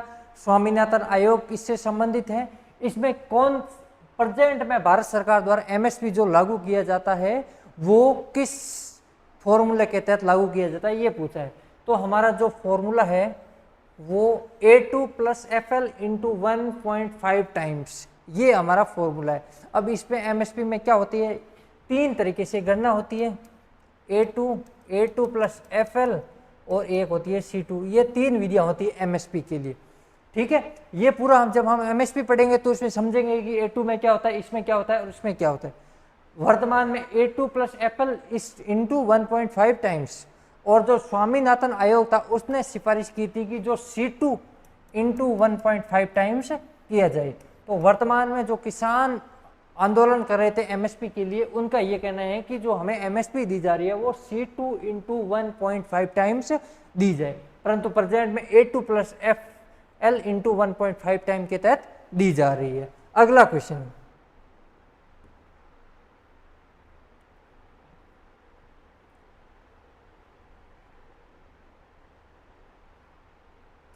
राष्ट्रीय खाद्य सुरक्षा अधिनियम जो NFSA है, नेशनल फूड सिक्योरिटी एक्ट 2013 के बारे में कौन सा कथन सही पूछा है हमें क्या। अब देखो भाई, जब भी एग्जाम देने जाओ तो कुछ चीज़ों का ध्यान रखना। कुछ चीज़ें हैं वो आपको, देखो सबसे बड़ी दिक्कत ये होती है कि हम एग्जाम देते हैं तो उसमें खूब सारी गलतियां हम खुद कर लेते हैं, हमें फिर बाद में लगता है अरे ये भी आ रहा था वो भी आ रहा था। हम गलतियाँ कैसे होती हैं, तो उसका मैं आपको तरीका बताता हूँ गलतियाँ ना हो। सबसे पहले कोई क्वेश्चन आ गया तो सबसे पहले क्वेश्चन ये देखो, क्वेश्चन किसका पूछ रहे हैं तो उसको अंडरलाइन कर दो। किसका पूछ रहे हैं, n है पैसे के, अंडरलाइन कर दिया। फिर सबसे इंपॉर्टेंट चीज ये है कि क्वेश्चन में पूछा क्या है, इसमें पूछा सही स्टेटमेंट, तो इसको सर जरूर अंडरलाइन करना, नहीं तो इसकी वजह से क्वेश्चन खूब सारे गलत होते हैं। तो हमें नेगेटिव मार्किंग से बचना है, इसके लिए हमें ये करना है। फिर पहला स्टेटमेंट है कि खाद्य एवं सार्वजनिक वितरण विभाग कृषि मंत्रालय की देखरेख में सब्सिडी पर खाद्य वितरण का प्रावधान किया जाता है। तो हमारा ये स्टेटमेंट गलत हो गया। तो जैसे स्टेटमेंट गलत हो गया तो हमें ये क्रॉस लगा देना वहीं कि ये स्टेटमेंट सही नहीं, न्यू नहीं है कि पढ़ के छोड़ देना भाई, इसको टिक लगा देना, ठीक है, ताकि क्या बाद में कंफ्यूजन नहीं हो और वापस पढ़ने न पर और हमारी गलती होने की संभावना नहीं हो। तो ये सावधानी रखनी। सेकेंड स्टेटमेंट, क्योंकि ये जो कृषि मंत्रालय है वो गलत है, इसके अंतर्गत जो मंत्रालय होता है वो उपभोक्ता मामले खाद्य एवं सार्वजनिक वितरण विभाग होता है, वो इसके लिए कार्य करता है। दूसरा है अधिनियम के तहत CIP जो केंद्रीय निर्गम मूल्य MSP से अधिक होना चाहिए, ये स्टेटमेंट हमारा बिल्कुल गलत है। क्यों? क्योंकि इस नियम में ये कहा गया है कि जो CIP होगा वो MSP से क्या होगा, कम होगा। अब ये सर क्वेश्चन आएगा कि CIP क्या होता है। CIP वह मूल्य होता है जिसके द्वारा केंद्र सरकार है जो कि राज्य सरकारों को जो खाद्यान्न है उपलब्ध करवाते हैं, उसको हम क्या कहते हैं, CIP कहते हैं।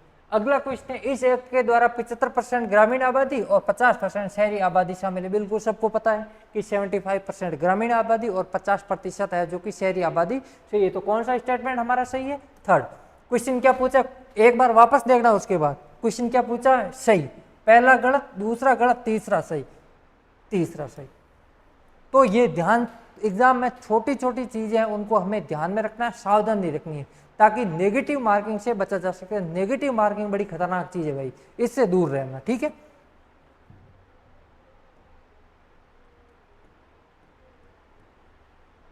अगला बिल्कुल कॉमन सेंस का क्वेश्चन है, कोई दिक्कत नहीं है। नियोजित गतिविधियों का समूह है जिसे बाजार में लाभ कमाने हेतु डिजाइन किया जाता है। बिजनेस मॉडल, लाभ मॉडल, व्यापार की योजना, राजस्व मॉडल। तो बिजनेस मॉडल है, तो बिजनेस जो भी मॉडल हम बिल्कुल डेली लाइफ में यूज करते हैं ये वर्ड। बिजनेस मॉडल का मतलब होता है, क्या होता है कि ऐसा मॉडल जिससे हम व्यवस्थित तरीके से अधिक व्यापार में लाभ प्राप्त करने के लिए योजना बनाते हैं। तो यही पूछा है, बाजार में लाभ कमाने हेतु डिजाइन किया जाता है, कौन सा, बिजनेस मॉडल।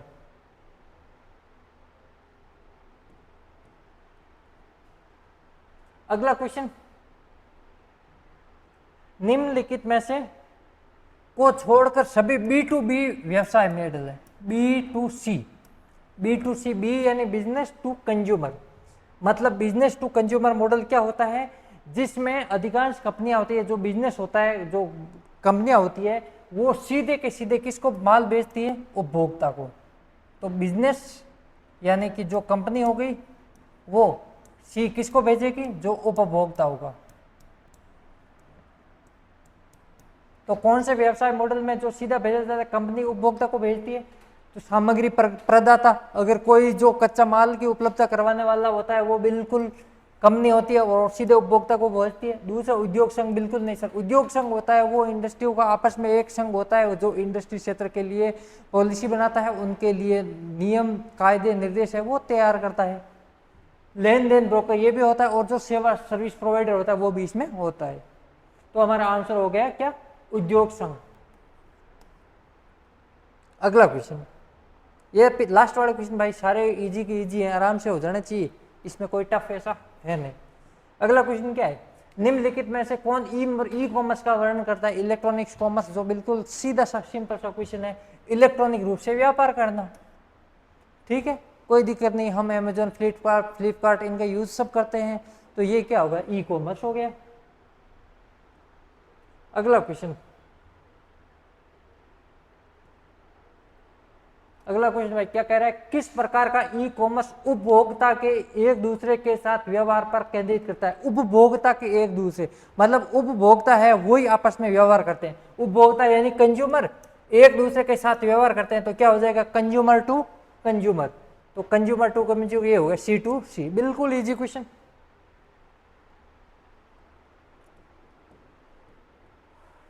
अगला क्वेश्चन भाई क्या है, निम्नलिखित में से कौन से लाभ सामान्यतः B2B कॉमर्स से जुड़े हुए हैं। B2B, बी यानी क्या हो गया, बिजनेस टू बिजनेस, मतलब एक व्यापारी द्वारा दूसरे व्यापारी को कोई चीज दी जाती है, उसमें कौन सी चीज जुड़ी हुई है। अगर व्यापारी एक व्यापारी दूसरी व्यापारी को देता है, उसमें क्या होता है, समय चक्र कम होता है, बिल्कुल क्योंकि व्यापारियों द्वारा एक दूसरे द्वारा कम समय में वस्तुओं एवं सेवाओं की पूर्ति की जाती है। सेकंड, लागत में कमी, बिल्कुल सही है। व्यापार दशकों तक पहुंचता है, बिल्कुल सही है। और उपभोग उपरोक्त सभी बिल्कुल सही है। तो हमारा ऑप्शन है वो 4 सही हो गया। तो ये हमारे आज के इकोनॉमी के सेशन के अंतर्गत हमने 35 क्वेश्चन किए हैं।